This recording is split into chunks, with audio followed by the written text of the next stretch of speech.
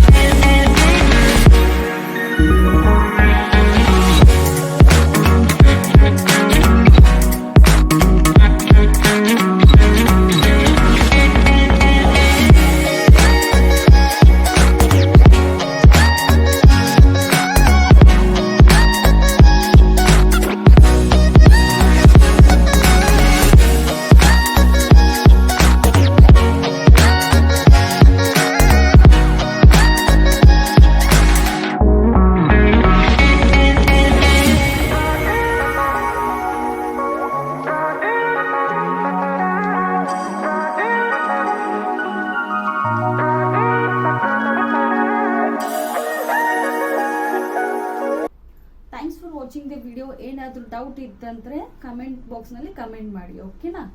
Thank you.